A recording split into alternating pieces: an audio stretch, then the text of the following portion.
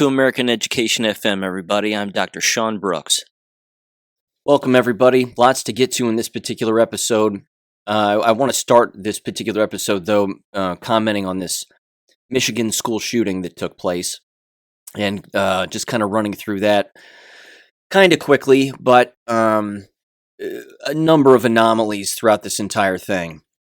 First of all, I want to preface this by basically saying this. As soon as something like that happens in the news, and the news immediately starts commenting on it, in particular when it's their lead story, no matter what else is going on in the world, because again, the Ghislaine Maxwell trial is going on, and they don't want to cover that. So wouldn't you know it, a school shooting pops up yet again. Here's the thing. The approach that I take with this is a very open-minded approach regarding all possible angles. And having done a lot of research on this particular subject, and including, school violence is my lane. If I was to pick a singular lane to be in on a consistent basis, it is violence in school buildings and within school districts and environments such as that. I've written numerous books on it. I'm far more qualified than, say, Shepard Smith or these other losers on television who are just haphazardly making comments, including all of these ridiculous detectives that are out there making comments as well. The first thing is this. The approach that I take, again, is, some might call it heartless, but I don't view it that way. I take the approach that if I wasn't there, then I can't prove anything. If I haven't seen the evidence personally, then I can't prove anything, because all we're doing then is relying on the words and the actions and the visualization of what the TV is showing us, and I don't believe that. So I'm not saying that it didn't happen. I'm certain it happened, but I would also like to see the evidence. They kept the identity of the individual quiet for quite some time. His last name is Crumbly now. What's interesting about this too is that it doesn't fit the mainstream media's, it doesn't fit their comfort zone, which is what they would want. What they would want is a white student killing black students with an AR-15. That's what they would really want. And again, their word usage and the way that they just kind of play it all out is so over dramatic and everything else, that their coverage of again an alleged killing, which I do believe people died here, but that it is beyond disgusting. In fact, it's more disgusting than the act itself, which is odd. And I don't mean that to sound heartless. I'm just saying that their over dramatization of situations like this is disgusting. Because again, they almost have an excitement about them, which is again disgusting. So as soon as this happened, I listened to a piece of audio again coming from one of their local police officers who again was at the front of the mics and thrust to the front and immediately commenting on it. I'm going to play this audio right now, and I want you to pick up on something that he said, which I think is interesting. Again, I'm not discounting the fact that people died here. Apparently, it's 4 individuals. But just listen to what this guy says and see if you can't catch it, and then I'll comment on the other end. Can you tell us, was this a student? Yes, it's a 15-year-old student who was a sophomore at the high school. As he said before he invoked attorney, did he say anything about what precipitated this? I'm not going to get into that.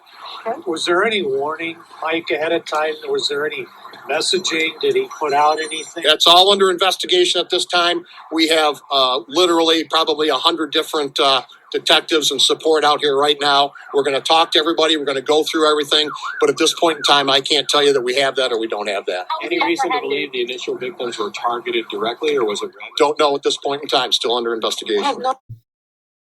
Did you catch it? 100 different detectives. 100? Does a school shooting really require 100 different detectives, including, I might add, the FBI? Now, what was odd about that particular statement, that immediately sent up a huge red flag for me. I thought, no school shooting requires 100 detectives. It's a local matter. It's a local matter. It's not federal. Why is the FBI all of a sudden involved, and why 100 detectives? And then my second thought was this. Not only did Gretchen Whitmer show up, the satanic governor of that state, but with her and allegedly crying, and it's every parent's worst nightmare. Okay, look, why didn't she do this with the voter fraud in Michigan in 2020? Why didn't you have 100 detectives and the FBI on that? It's beyond obvious to me. You can see where their interest is. Their interest is not in free and fair elections. Their interest is in the sensationalizing, so to speak, of such shootings and making sure to get everybody on scene commenting on such a specified local matter. Yes, it's horrible, but at the same time, the response to it is what gives away who the enemy really is here. It's just temple rubbing mad. And then, of course, you might expect the question started to roll in about whether or not the Crumbly kid had been bullied or not. And his social media account showed, allegedly, posts about Satanism and demonic posts, and then a post about him buying a gun recently, or his father purchasing him a gun, a Sig Sauer 9mm, whatever it was. The point is that they always love a crisis, and the media and the politicians and the satanic powers that be here will love to use even this opportunity, even though it doesn't fit all their checkboxes and their hallmarks of a perfect crime, so to speak, that they could capitalize on. Again, white student, black victims, AR-15. It's a younger white student, similar aged white students were the victims, and then, of course, a handgun. That doesn't mean that won't stop these politicians from going after handguns. But that's kind of my take on this. It may not be a very in-depth take, and I didn't even bust in with an earlier episode about the subject because I wanted to see what actually came out and what information started to roll out. But I found it interesting again that they kept the identity of the kid quiet for at least a couple of days. And then you immediately found out basically the day after the identity of the victim, so to speak. But apparently a teacher was wounded in the process as well. And I don't know, there you go. But I wanted to read this anonymous post too, because again, this is interesting. And moments like this, again, are certainly teachable moments, I think, because we have to take a look at the bigger picture almost every single time. And unfortunately, it's these kinds of events, whether they're staged or not, is that it always creates this ridiculous public school response that takes place in American K-12 schools. The entire reasoning for all of the lockdowns and this, that, and the other, of course, stemmed from the quote-unquote Virginia Tech shooting that happened all those years ago. I was a school teacher actually eating my lunch in my classroom when I was watching that on television allegedly play out. I'm using the word allegedly because, again, I was not there. I do not know that particular Asian student shot up anybody. I don't know that. I don't have any proof of it whatsoever.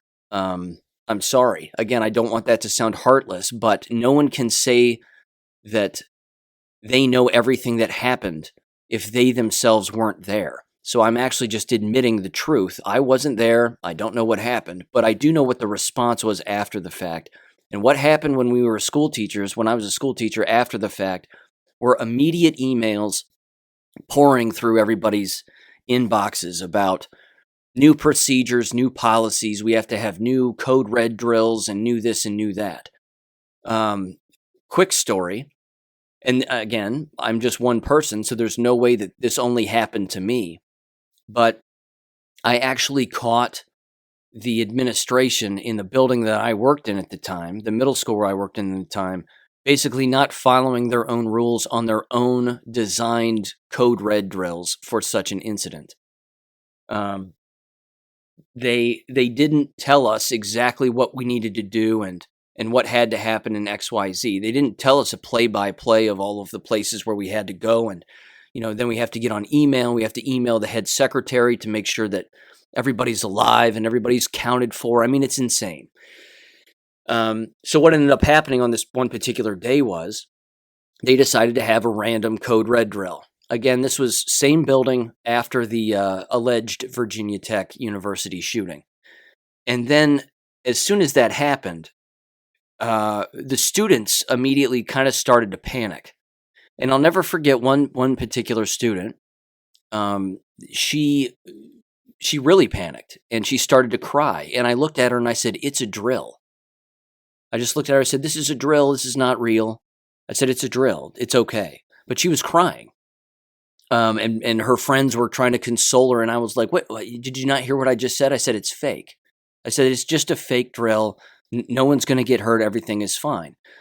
So I walked over to my computer. I answered the email I was supposed to. And then I replied back. I said, "Yeah, everybody's fine. I've got a student in my class who's crying because they think that this is real. This is not real." And she replied back, "Yeah, it's a drill." And I said, "Thank you." And, that was it. And then there was a knock on my door. And a voice on the other end of the door said, "Go ahead and open up. Go ahead and open up." And I did, and I opened up the door. Now, what was happening is I was being set up. The assistant administrator of the school building, for lack of a better phrase, was just an old asshole. And if he's still alive, he's probably a jabbed asshole, so whatever. But he had a resource officer next to him, and I opened up the door because he said open up the door, and I knew it was a drill. I opened up the door, which was locked on the outside. I opened up the door, and as soon as I opened it, he started yelling at me about why I opened up the door.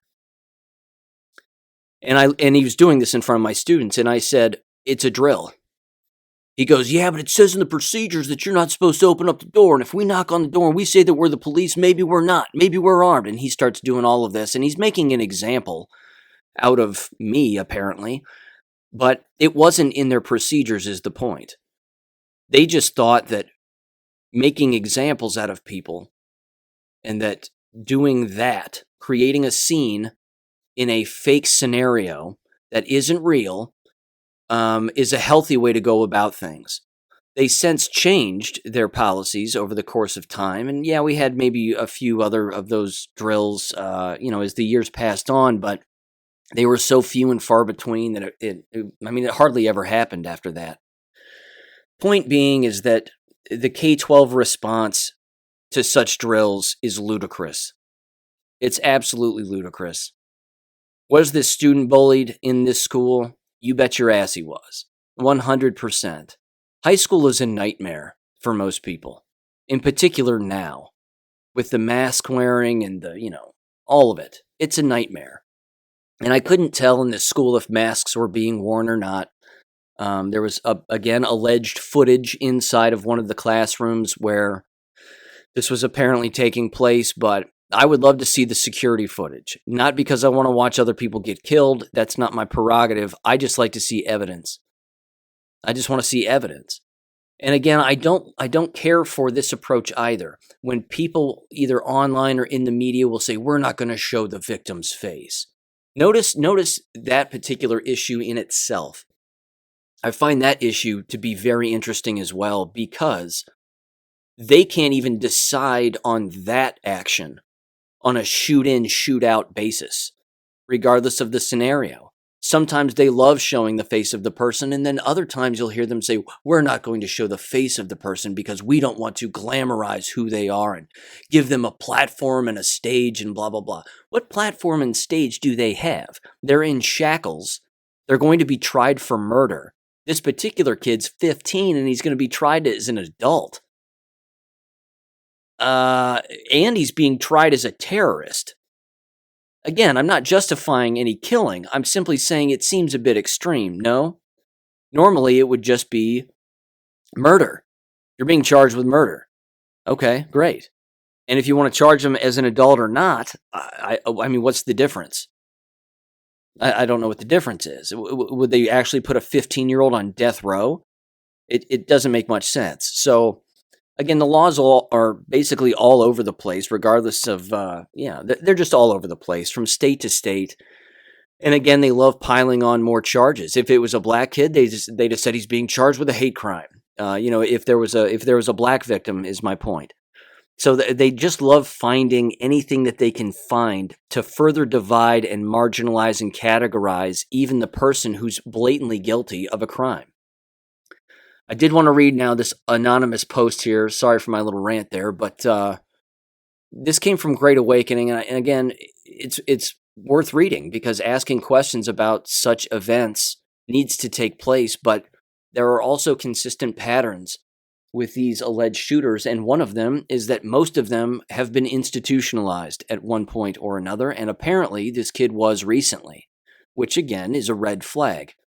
It's titled the following. It says this: info about the school shooting in Oxford, Michigan. 4 have now, very unfortunately, died. The football player, Tate, was a hero, but some things to point out that make this story extremely infuriating. This could have been prevented. The school, law enforcement, parents are at fault. More in the comments. And then the author posted this in the comments section. They said, quote, the 15-year-old shooter was known for getting bullied. Odd thing is, in the local news, the police officer made a statement that the school had told them that there was no past record of him being bullied. The school has been well known for ignoring bullying that occurs there, which happens a lot.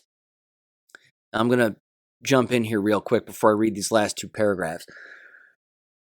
And I've been over this too in the past, but the business of deleting referrals when it comes to students being bullied in a school environment is common practice in American K-12 schools. Deleting evidence of assault and battery is a common practice in American K-12 schools. I mean, I can't say it enough. It just is. It's one of the first things that they do. They will delete, administrators will delete, and it's usually the assistant administrators are typically in charge of discipline.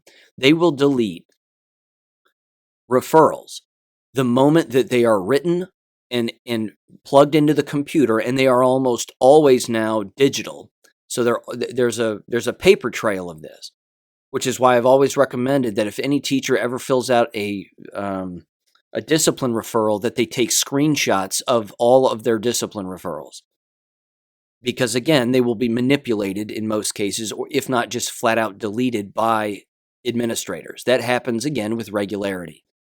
The other thing that will happen in the middle of all of that exchange is after a discipline referral is written, primarily one of the first things that will happen, in particular in schools that want to keep their quote-unquote discipline numbers low, or low for minority students but higher for white students, or however they want to paint their picture, is they will immediately approach the teacher in an effort to talk the teacher down about what had happened and whether or not there's another solution.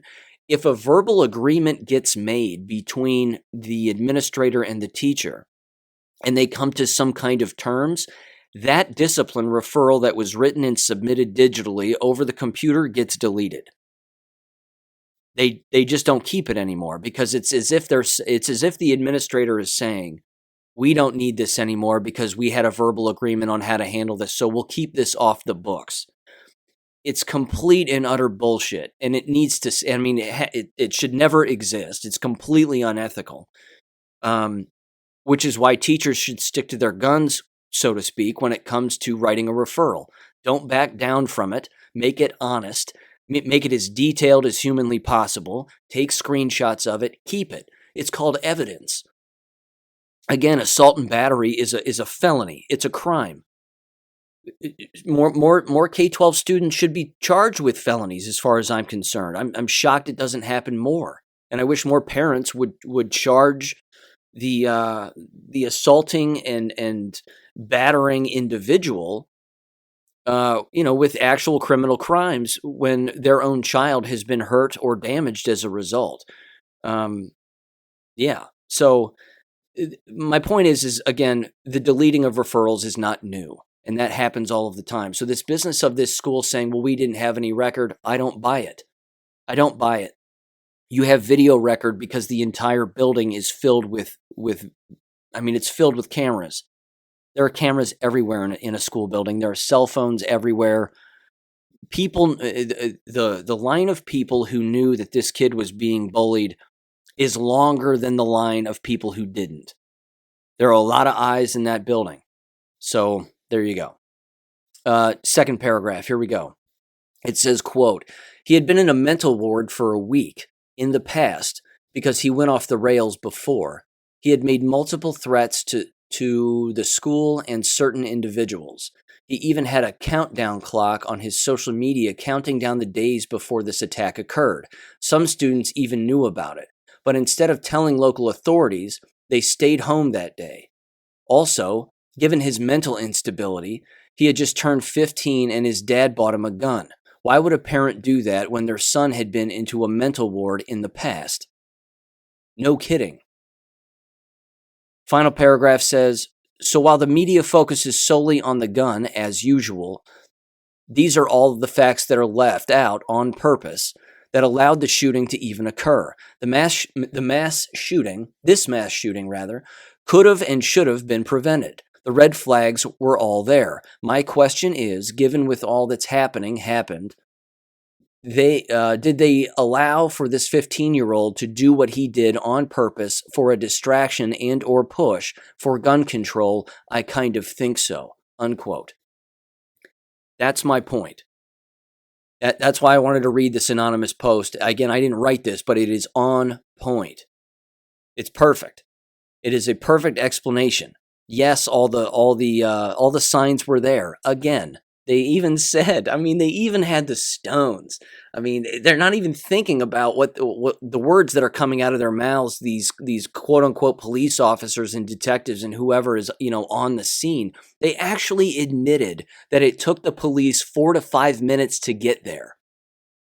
4 to 5 minutes. Have you seen pictures of this high school? It looks like an NBA stadium. It's enormous. It's a big joint. And the fact is that there should be at least 2 resource officers for a school that size. At least. And you don't have school resources there because of the skin color of the students who are there. You should have resource officers there because there are a large number of human beings there. That's the point. But again, why would it take 4 to 5 minutes for police to show up? Where were the resource officers? Were they hitting on the secretaries like most of them do on a regular basis? Were they sitting around eating lunch doing nothing? What were they doing? And yes, I have witnessed that. Again, I've spoken on the resource officers in the past in schools. Some of them are Barney Fifes and they're out there trying to prove a point. Some of them are there, again, just to hit on the female staff or the male staff, depending on, again, the proclivity of the individual. And then other times, they actually roam the hallways like they're supposed to. That's their job. But in many cases, they don't do their job. They view the school environment as being remarkably safe. They think that their sole presence is making the place safer. That's not true. So I don't know how to end this other than people need to dig and start thinking a little bit bigger about how these things occur, why they happen. Again, was this an MK Ultra kid? Was this a kid that found his way into a mental institution, had some things, sort of told to him while he was there? And I don't know. But again, why would a dad buy a kid a gun after he had been institutionalized? I don't know. There's just too many red flags with this particular thing. So yeah, the writing was on the wall. The evidence is overwhelming that there was a lot of negligence here. And again, there was another report out there that said, well, they might be charging the dad with not keeping the gun, tucked away from their son's reach and whatever. The kid's 15. If he wants to get to a gun, he can get to a gun. So guns don't kill people, people kill people. And if people don't do the right thing after seeing things online that need to be reported to all parties, local police, local school district, you name it, Keep that paper trail, take all the screenshots of all of those things that you possibly can, and then again, you're at least covering yourself when it comes to, well, we didn't see anything coming. Bullshit. Again, the evidence was overwhelming here. So there you go. Michigan school shooting. It's ridiculous. But don't worry, ladies and gentlemen, it's a healthy environment. They'll always promise you that. Everything's fine here. And then it's just exhausting. And then what they'll do is this. And I know it sounds cynical with this, but it's lockstep with all of their moves on what they do with a school shooting. Somebody will plant a tree. Someone will create a statue. They'll do something. And then they'll make the entire school building about that shooting.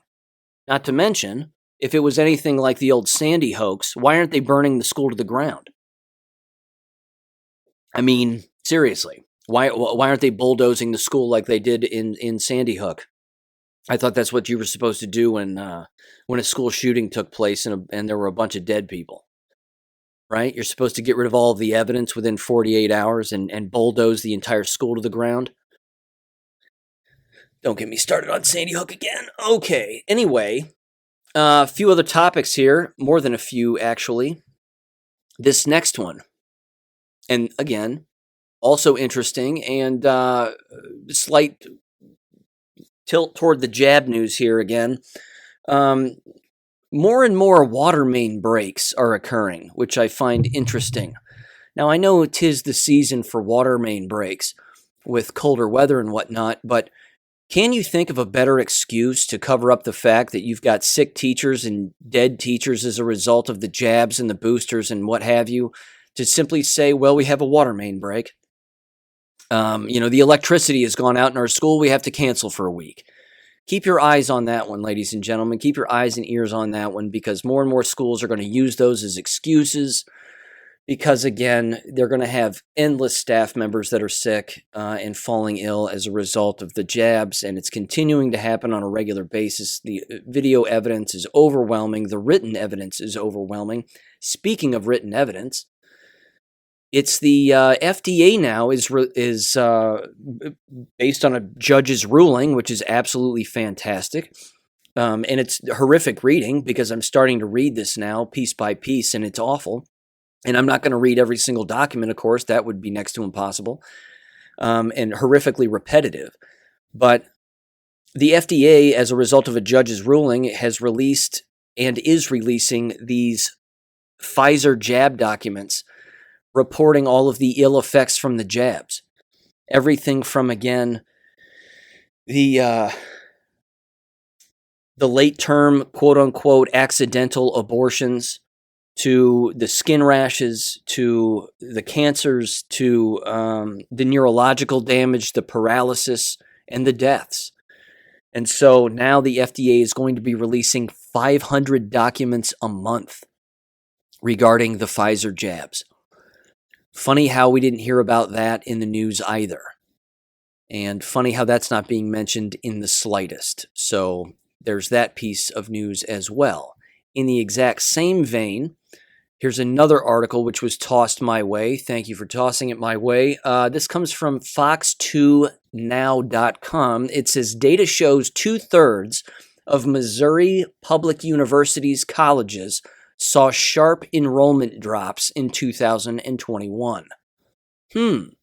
Why would that be? Why would it be that less people are going to public school, public universities, and public colleges?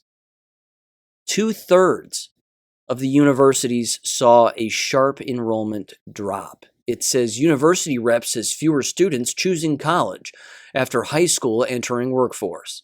No kidding.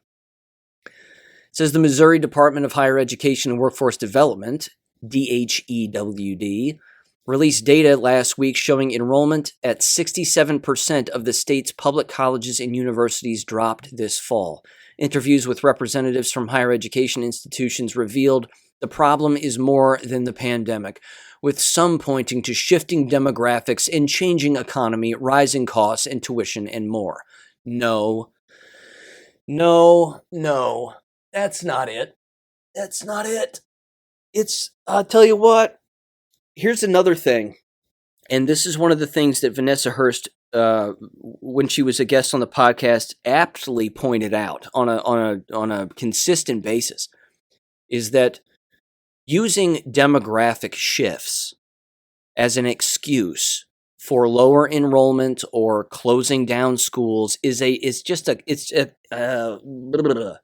a common excuse that gets used among K-12 and higher ed, and they're just throwing up again spaghetti noodles to see if they stick. And that's one of the noodles that they always throw. Oh, they're asking too many questions. Grab that noodle and throw it up against a wall. Yes, demographics, of course. That's it. Yes. Demographic changes. More people are unemployed today. Yeah, there's another noodle. Bang. And then they throw that and see if it sticks. Families have less money. Divorce rates are higher. They don't want to go to college because of high tuition. Yeah, throw the tuition noodle up against a wall and see if that sticks. All of these are excuses. It's the jabs. It's the abuse. It's the indoctrination. They never want to blame it on the intellect of the everyday American. They don't want to do that. They never want to say, well, as it turns out, ladies and gentlemen, here at the University of We Don't Care About Anybody, people aren't showing up because we are demanding that they jab themselves twice, if not 3 times, with a deadly poison, that even if they do so and they don't die, they're still going to have to wear a mask. We probably won't accept their medical exemptions or religious exemptions because we don't believe in medicine or religion. We're godless human beings. And what we're offering here is a full-blown brainwashing operation that's going to cost you tens of thousands of dollars, if not hundreds of thousands of dollars over the course of 4 to 5 years. And then you'll be, mounded with oodles of debt well into the workforce, and you'll probably never get out of it. That's what you will never hear them say. They'll never say that. They'll never tell you that because, again, they think that we are stupid. They think we're dumb. And unfortunately, a lot of people are. But there you go. I'm going to keep reading this here because, again, it's telling. It says, quote, 2 years of the 3-year period in question have been during the global pandemic. See, there's the other noodle. I'll grab the pandemic noodle. Yes, we'll blame everything on that from now until forever. Grab it and see if it sticks. Oh shit, it didn't stick. Well, throw it anyway.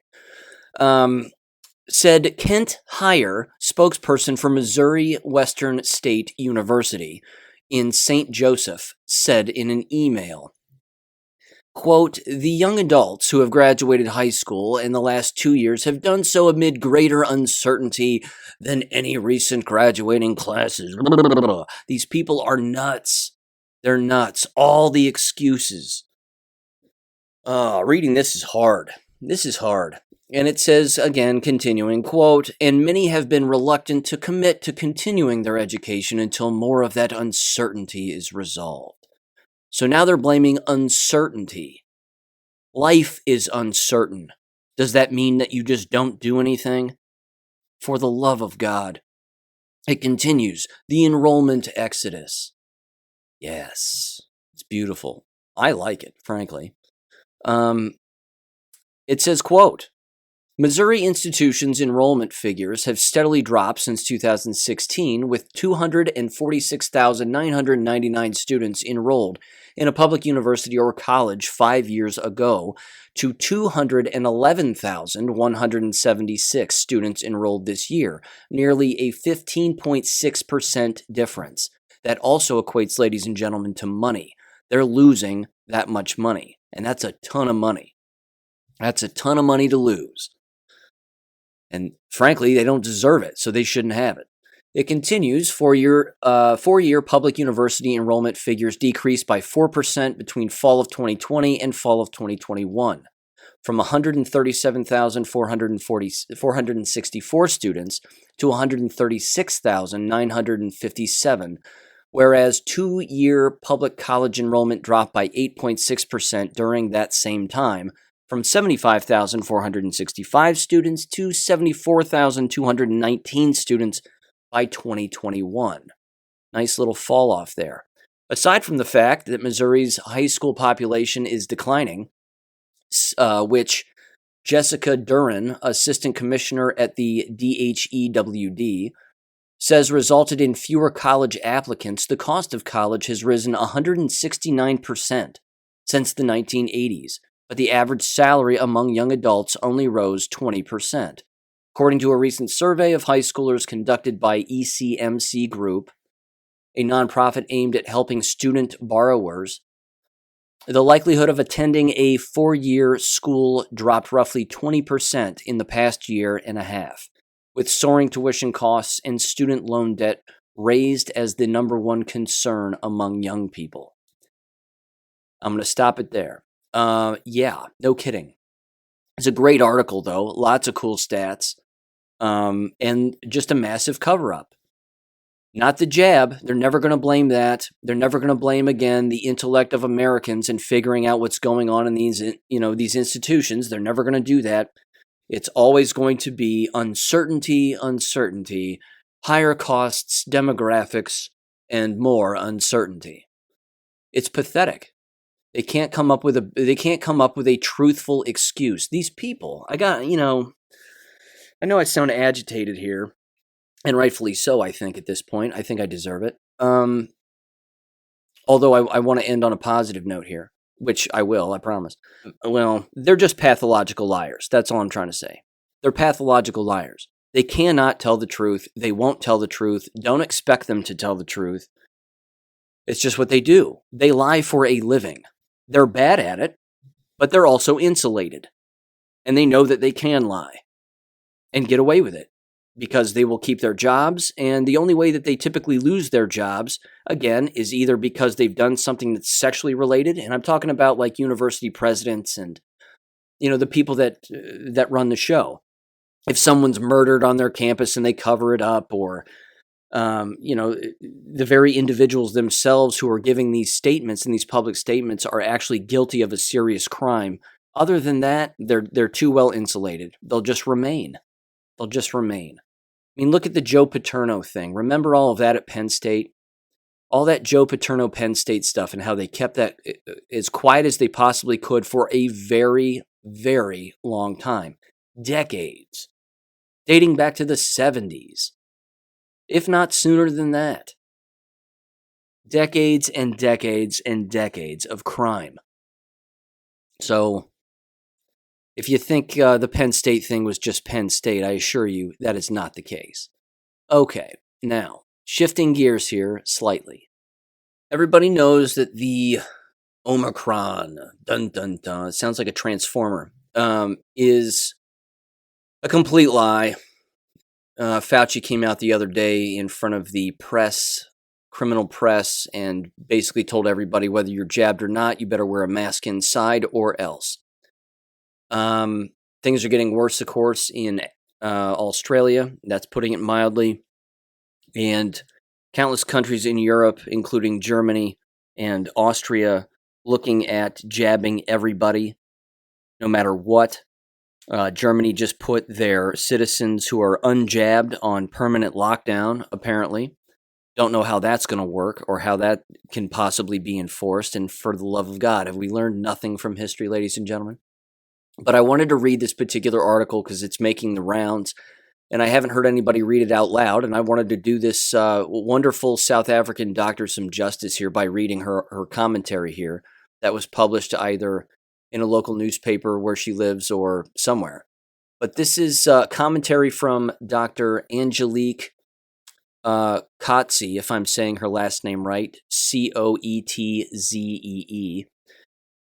And she's calling out all of this nonsense with South Africa and COVID and the jabs and how all of these variants are a lie and how South Africa is being blamed falsely, for a variety of reasons by the powers that be just to justify scaring as many people as humanly possible who are still dumb enough to actually believe any of this. So I'm going to read her commentary. Bear with me here. So here we go. It says, quote, "As chair of the South African Medical Association and a GP of 33 years standing, I've seen a lot over my medical career, but nothing has prepared me for the extraordinarily global reaction that met my announcement this week that I had seen a young man in my surgery who had a case of COVID that turned out to be the Omicron variant.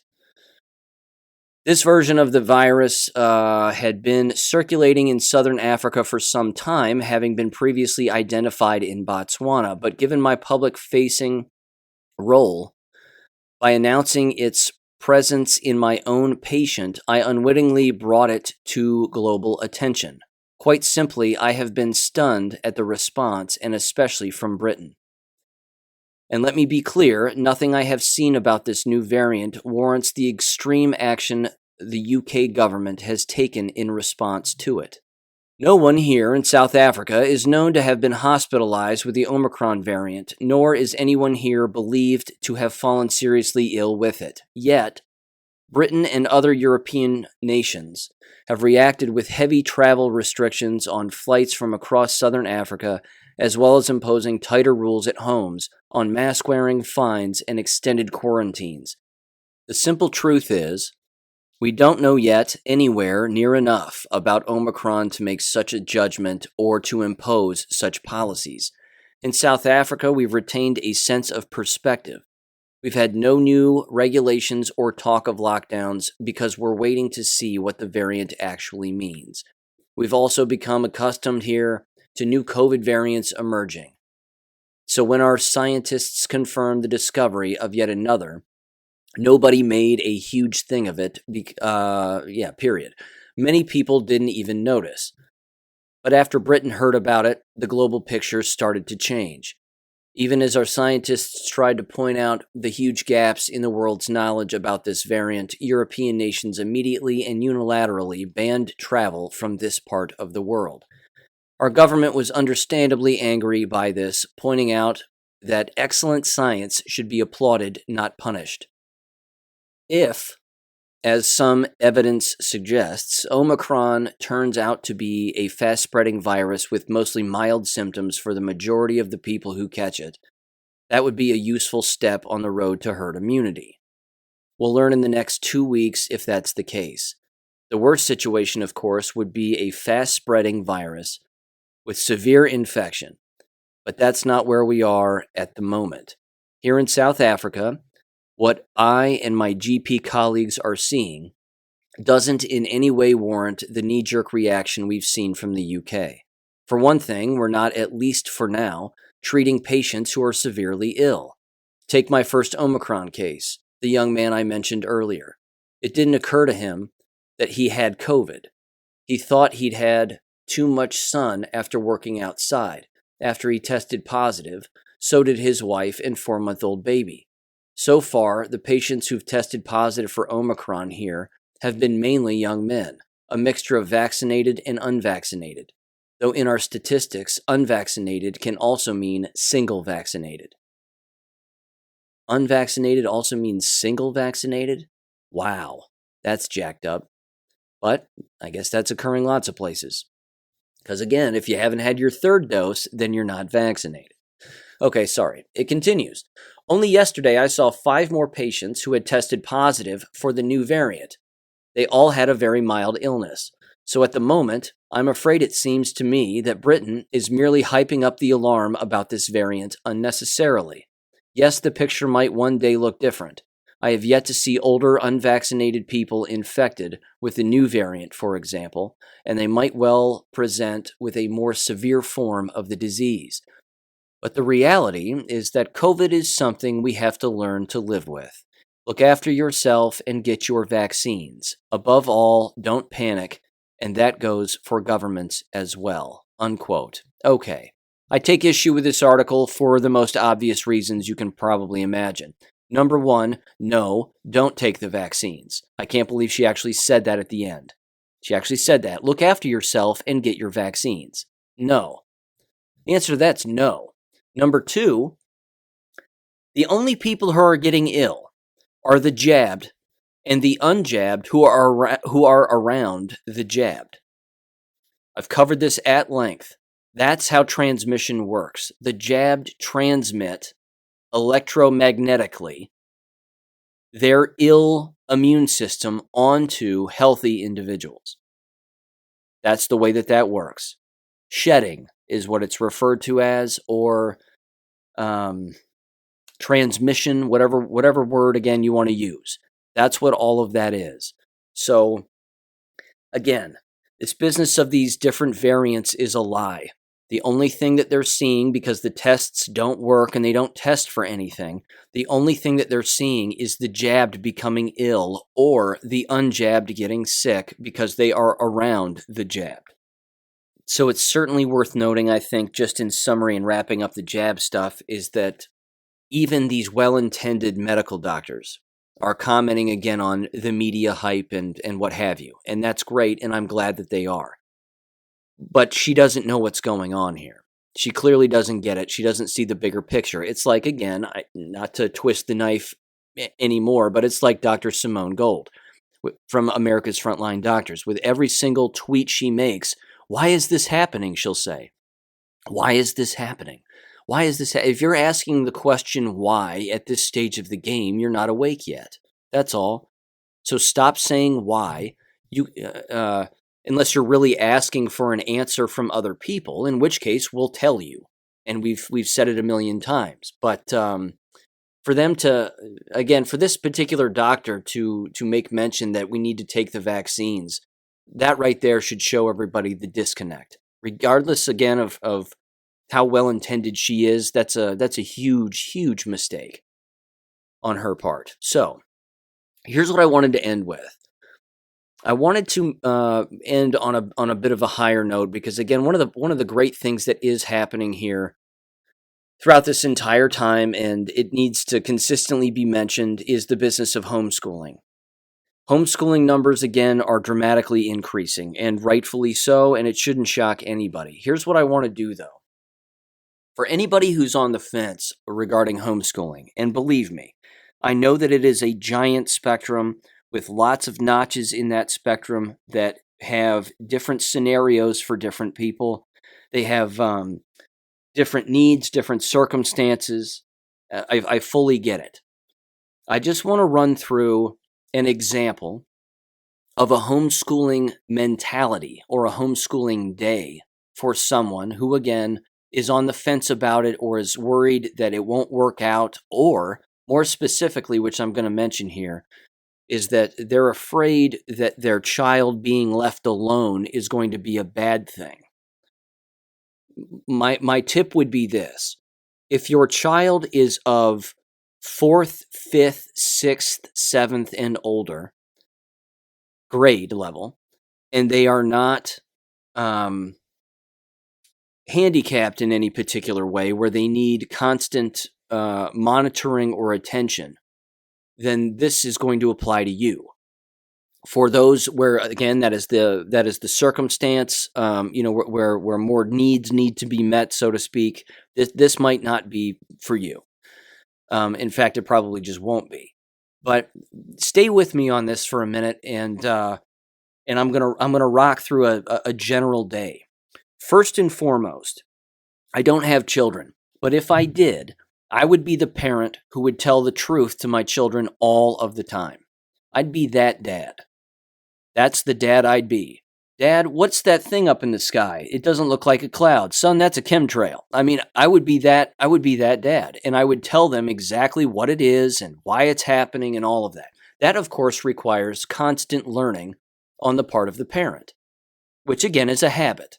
That's something that the parent has to engage in on a day in and day out basis, because, again, not to get off the rails here, but our job as a citizen on Earth and in our country is to be a well-informed citizen. That's our number one responsibility, to be well-informed. Because really what we're seeing here is the divide between the ill-informed and the well-informed.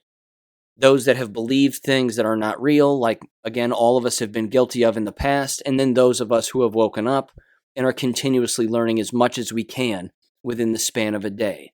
And sometimes I go to bed, I swear, and I just say to myself, damn it, I didn't learn all I could have learned today. But there's just not enough time in the day. So, when it comes to a homeschooling student, again, whether it be one or two or more children that a family might have. Instilling the truth and responsibility in your children is a massive hallmark of human development. It has to happen all of the time. All of the time. They need to learn to take care of themselves, dress themselves, feed themselves, learn how to do that in the confines of one's own home. Because as I've said in the past, your home is your castle. If your children don't know how to operate within your own castle, then that responsibility and fault lies with the parent. Again, don't want to sound harsh on it. I'm just saying that's the parent's fault. Number two, I would say this.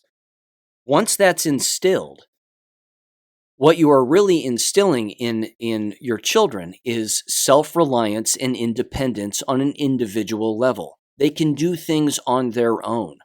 Routine-based activities. They wake up, they make their bed, they brush their teeth, whatever they do in the morning, and then they eat.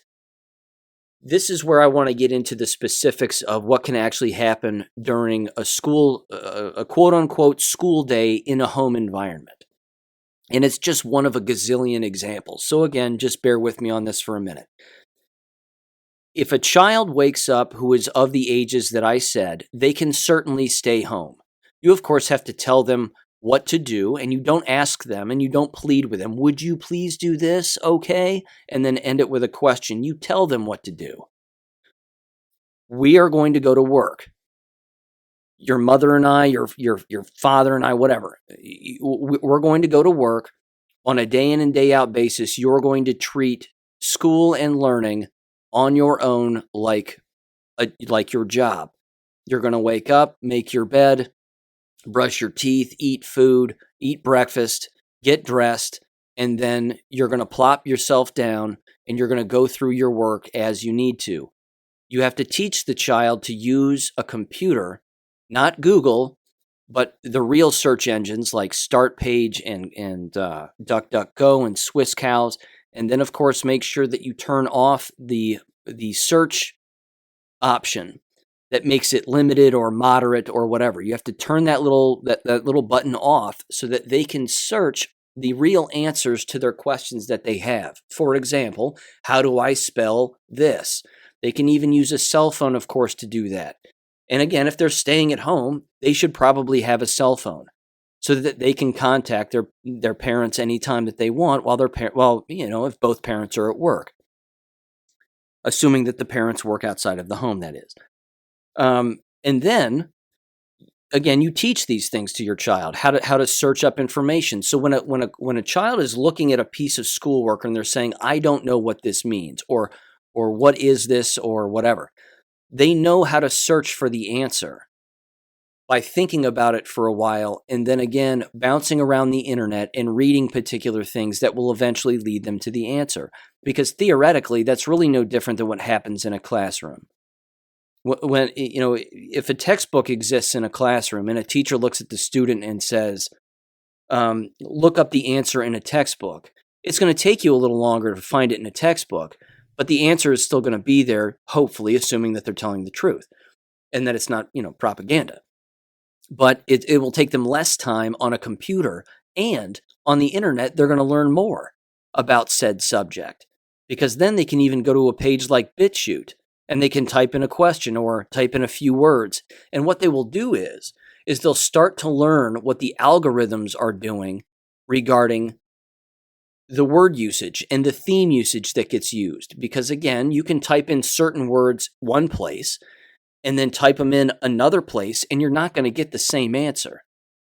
That right there won't be overwhelming for the child. It should pique their interest on a deeper level. Why is it that I'm searching for this and it's this way, as opposed to searching it over here and it's this way? So I'm getting into the weeds here a little bit on instruction, but the point is that the parent has to teach the child these things, because what you're really doing, as I've said in the past, is you're raising an adult.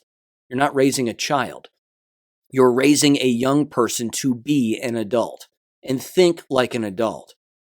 Again, heaven forbid a child spends some time during the course of their online schoolwork, and again, whether it be abeka.com or calverteducation.com, which I've mentioned on a regular basis, and I throw in the description of my BitChute channel videos on a regular basis as well. Not a paid spokesperson for them, but wouldn't mind being. Heaven forbid they read Telegram. Heaven forbid they actually become and remain a well-informed citizen by getting on certain Telegram channels, like COVID vaccine injuries, or finding another Telegram channel that's relevant to what it is that they're learning about. These exist. They exist on Gab also. There are homeschooling groups on Gab. Lots of history on Gab. Lots of real science, not the fake stuff on Gab. Again, those are the kinds of things that a child can do if the child is staying at home. And you're teaching them to sort of get lost in their own mind in a good way, so that they can start to explore particular things, and they can start to, I don't mean that in the leftist way, like, exploring perversions. That's not what I mean. And of course, there are ways, again, to moderate what they can search for on the internet regarding all of that. And hopefully the parent is involved in all of that. But again, once their work is done, my recommendation too would be to have your child reading a book that doesn't have anything to do with the quote unquote schoolwork. My recommendation too is to make the book nonfiction. I would lean students away from reading fiction. I understand that it's one of those things that typically happens with youth, but that's also one of the major drivers behind people being categorized as non-readers or not being interested in reading. It's because they're not reading about real things. They're reading about fake stuff, and there's no connection to the real world with fake stuff. So, you're not going to sit an elementary kid down and have them read 1984. You want a high school student to read 1984, go for it. Go for it. Because they have more experiences, they've seen more by that time, and it'll make more sense to them, in particular with what's going on now. But, handing that to a 5th grader or a 6th grader, it's probably a little bit too much. And that's, again, putting it mildly. But again, having them read a book that is not school-related, quote-unquote, or part of the homeschooling curriculum that's being used is a great idea, because it will be a book of their choosing, hopefully, something that they can discuss with the parents, and I'm going to get to that piece in a minute. And then again, while they're doing their regular schoolwork and they're maybe spending some time each day reading a particular book, heaven forbid they read the Bible every single day, that would be great also. Let them go for a walk if they're old enough and you live in a safe neighborhood. Again, I'm sure a lot of people are yelling right now, hearing that and going, hell no, I would never do that to my kid. That's fine. They don't have to do that. There are endless exercise programs that exist on the internet, both for free and or paid. If you have a basketball hoop in the driveway, or, a yard where they can do something, walk the dog, whatever it may be.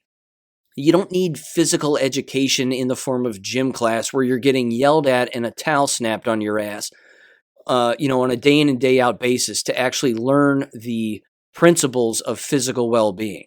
You can just learn about it and then just do it on your own time like most of us normals do.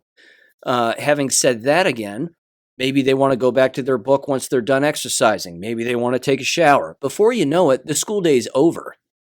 The quote-unquote school day is over, but it's not considered a school day. They're just learning. That's all. They're just learning. Now, here's the key point. And this is the part that has got to happen. And it's the part that doesn't happen in lots of homes, whether they homeschool or not. When the parents come home from work, they have to take that time as parents to ask the child, in the child's learning environment, wherever that may be, if there's a particular desk that's set up with a computer or they're doing whatever they're doing, have the child show the parents what it is that the child did that day and learned that day, subject by subject. This might take a half hour, might take less, might take more. Who cares? The point is that the time that is being taken for the child to explain what it is that they learned to the parent is the final stage of making your way to knowledge. That's where the child is taking the responsibility of what it is that they learned, and now they're teaching it to their parent, so to speak. But that's a day. And why on earth can't that happen on a day in and day out basis, on a constant basis?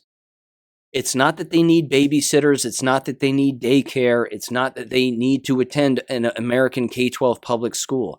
We can evolve to the sense where we are teaching our young Americans, and wherever you live listening to this, we can teach young citizens to be well-informed citizens as individuals.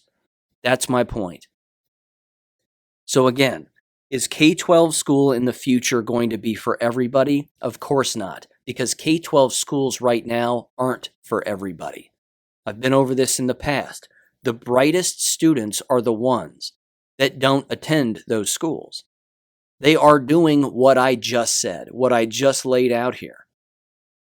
And is it something that you would have to, again, organize as parents behind the scenes before you even address it with your child? Absolutely. This would all have to be set up. It would have to be organized, written down.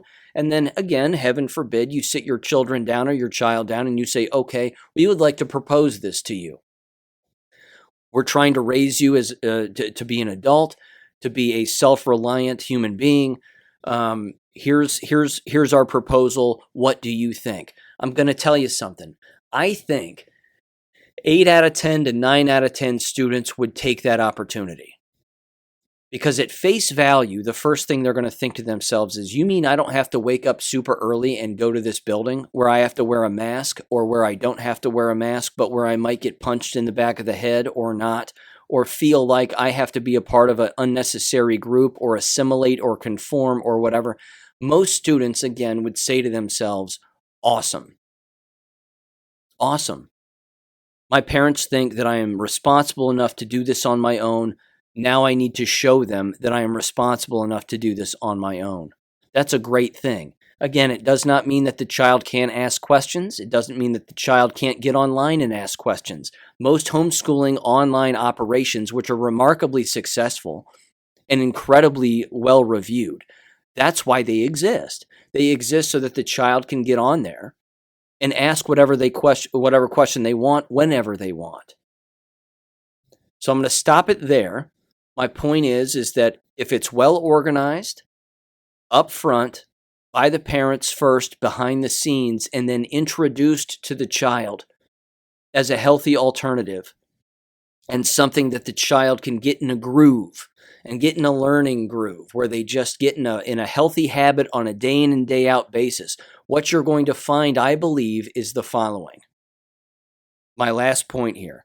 You're going to find that the child is going to love learning, because they're going to realize that learning does not have to be associated with quote unquote school or a bell or a classroom or a group of people or whatever. Learning is a life skill, and learning is something that the child can do on their own and should do on their own for their whole lives. Why not instill that in them as young as humanly possible? With that said, ladies and gentlemen, have a great weekend, and I'll catch you on Monday. Thank you for listening to American Education FM. Make sure and check out AmericanEducationFM.com for more information. Take care, and God bless.